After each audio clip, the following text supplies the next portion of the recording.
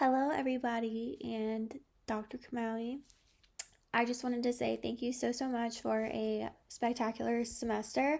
It was my first semester as a transfer student at FAU, and I am a exercise science major in health promotion with a concentration in philosophy. So this class has been everything I could have ever wanted or imagined, and it has exceeded my expectations completely. So I just wanted to say thank you so much to all my classmates that have been super helpful, and to Dr. Kamali for being generous and caring to all of his students, including me. Let's get into my presentation. Another thing, thank you for allowing me to present. So my presentation is Impact of Intermittent Fasting Combined with High-Intensity Interval Training on Body Composition, Metabolic Biomarkers, and Physical Fitness in Women with Obesity. Now, I exercise 4 to 5 times a week, therefore this is right up my alley, so let's break it down. This presentation focuses on a important but increasingly topic in public health, and I'd say it's one of the top related, articles to talk about. So let's talk about it.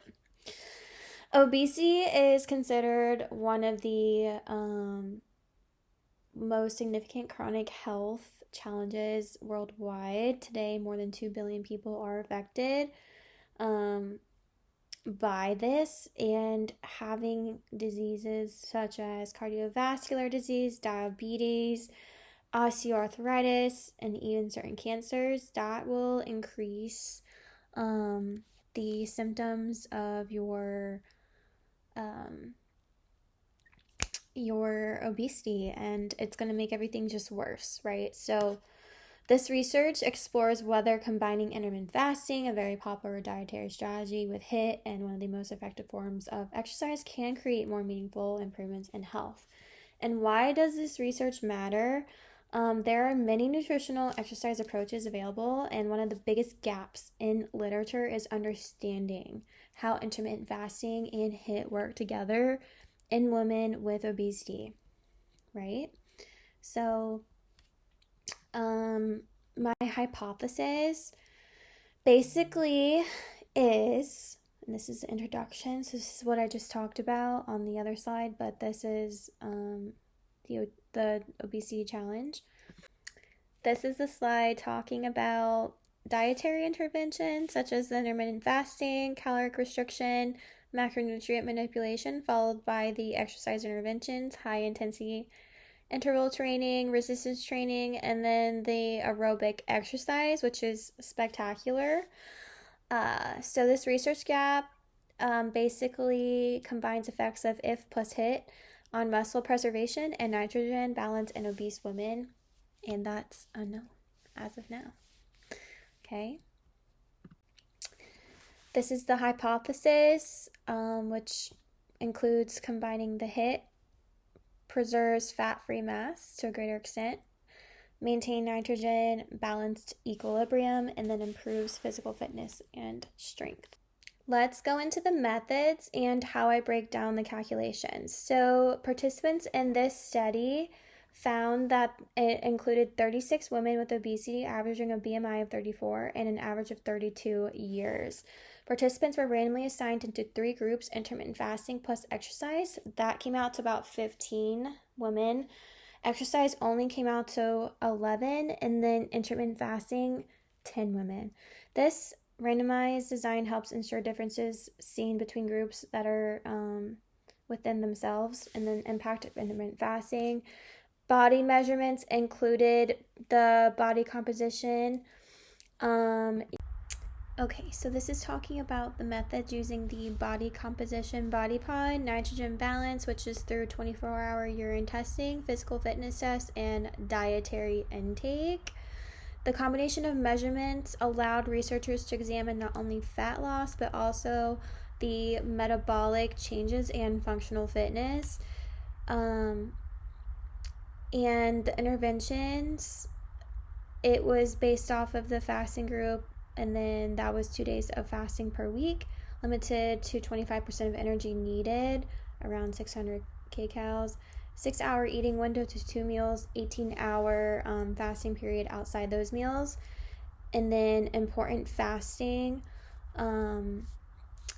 Day meals emphasize about 40% of protein, which is essential for muscle preservation. So if you're not seeing any changes within your exercise protocol, it's probably because of your dietary intake, okay?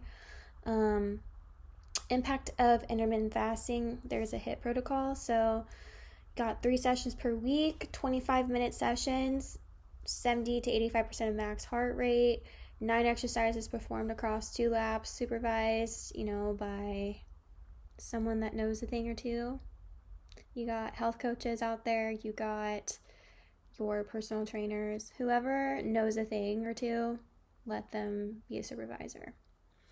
Okay. That was the protocol right there that I just talked about.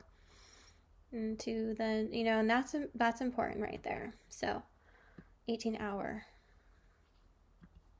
fasting is major and crucial to somebody's health, okay? It really is. These are the results and discussion. And I kind of just go through how body weight and BMI dropped about 1.7%, okay? It dropped about 1.7%. The if only group experienced a drop in metabolic rate of 8%. And so meaningful reductions in BMI. The exercise only group did not lose weight, but they did experience positive waist circumference changes. Okay, so if plus HIIT had a 4% reduction, HIIT only 5% reduction, if only there was no significant change. So this study does suggest that exercise plays a major role in reducing abdominal fat regardless of fasting. Okay, so regardless of fasting, you still need to exercise. That's what this research is explaining. And all groups maintained neutral nitrogen balance throughout the study. This means participants were neither losing nor gaining significant protein overall. And then the researchers highlight that this is the first study to evaluate nitrogen balance in women using both IF and HIIT. This neutrality is encouraging because it means the interventions did not lead to muscle wasting, especially when paired with adequate protein intake, and then an impact of intermittent fasting. And then that's what's super cool. So you got all of this stuff right here. And I just go through all of that and I show the most effective protocols for that. Okay, so here are more results about how the IF only experienced a drop in metabolic rate of 8%. The IF plus HIIT group did not experience a slowdown, and then the HIIT group alone also maintained a metabolic rate. So this demonstrates a critical point. Exercise protects metabolism even during calorie restriction. Impact intermittent fasting is nitrogen balance, which is going to be here on the next slide. And I like to kind of just go through and break down the nitrogen balance and dietary intake. So what does this mean? All groups maintain neutral, and there were no significant changes post-intervention. So this means the participants neither were losing or gaining significant protein overall. And then the researchers highlight that this is the first study to evaluate nitrogen balance in women using both IF and HIIT. This neutrality is encouraging because it means the interventions did not lead to muscle wasting. And then we go through and break down. All right, let's go through the clinical implications. So the combined intervention is most effective for improving body composition, waist circumference, muscle preservation, and physical fitness. HIIT alone was beneficial, but not as comprehensive as the combined approach. Intermittent fasting alone was not a strong strategy and even risked metabolic slowdown, especially when not paired with physical activity. And then clinically, this study suggests that exercise is essential when using fasting as a weight loss strategy. Adequate dietary protein is essentially and equally important, and the combination of nutrition and exercise yields more meaningful and protective changes than either strategy alone. This can guide clinicians, personal trainers, nutritionists, and health coaches when advising women with obesity, like me, including, since I'm trying to be a functional medicine practitioner. And then, in conclusion, this basically is a combination of intermittent fasting and HIIT, which appears to be a powerful and balanced strategy for improving health in women with obesity. And it supports fat loss, protects metabolism, maintains muscle, and enhances physical fitness. Benefits that fasting or exercise alone do not fully provide.